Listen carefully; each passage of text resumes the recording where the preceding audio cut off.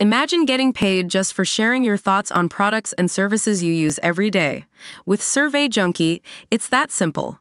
Click on the link in the video description to discover how you can start earning today by taking surveys. A woman who had just moved to Los Angeles to start a new life, but cruelly became the victim of a random, brutal sexual assault while walking along the canals in Venice Beach, has died after being in a coma and on life support for almost 2 months.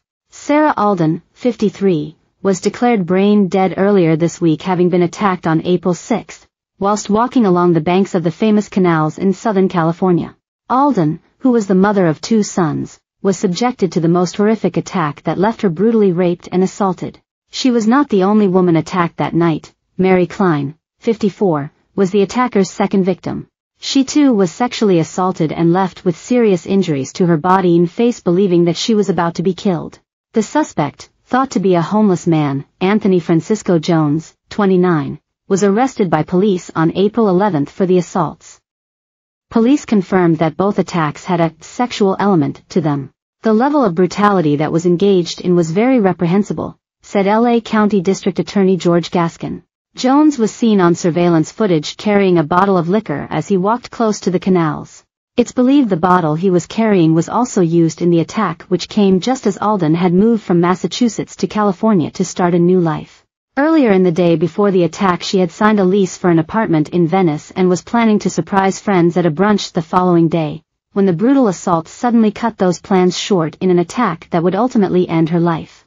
Following the attack, she was left for dead and remained in a coma until the end of her life after sustaining a number of brain injuries. She was surrounded by friends and family at hospital as doctors finally took her off life support. Her organs will be donated to help save the lives of others. She was a lover of sunrises on the East Coast and sunsets on the West Coast. Sarah adored her 2 sons, her animals, and was blessed with a refined eye for vintage jewelry, a tribute to Alden reads. Jones has been charged with forcible rape, torture, attempted murder, mayhem, sexual penetration by use of force and sodomy by use of force. Our hearts and deepest sympathies go out to the victim's family and friends during this unimaginably difficult time, said the DA's office. Our office is evaluating how we will proceed to ensure the defendant is held fully accountable for his conduct. It's very sudden and shocking, said Cynthia King, Alden's friend, to KTLA.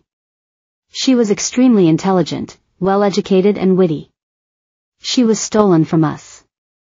I feel like I'm in an alternate reality. This isn't even real. A GoFundMe to help Alden's family with medical and funeral expenses has so far raised $24,000. Klein, 54, the second woman who was attacked, says she barely remembers the vicious assault, which left her with a fractured jaw, missing teeth, and extensive bruising across her face and chest. It was like being hit by a truck, she told KTLA. My teeth got knocked out. My jaw is wired shut. He bashed my face in. I think he was trying to kill me. Klein, a single mother, said she was knocked down out of the blue while walking home at around 10:30 p.m. All of a sudden, I just get knocked out, she said from her hospital bed. She said she thought her attacker was trying to kill her, as she was ruthlessly beaten across her head and torso. Her injuries include a fractured jaw, broken teeth, multiple contusions, and a large gash on the back of her head. A professional home healthcare nurse for an elderly woman with ALS and soon-to-be grandmother, Klein faces a lengthy road to recovery that will require multiple surgeries. A GoFundMe set up after the attack, which has so far raised $100,000, also notes that Klein's health insurance dropped her on March 31, just a week before the attack, and she was in the middle of getting California coverage when the assault took place.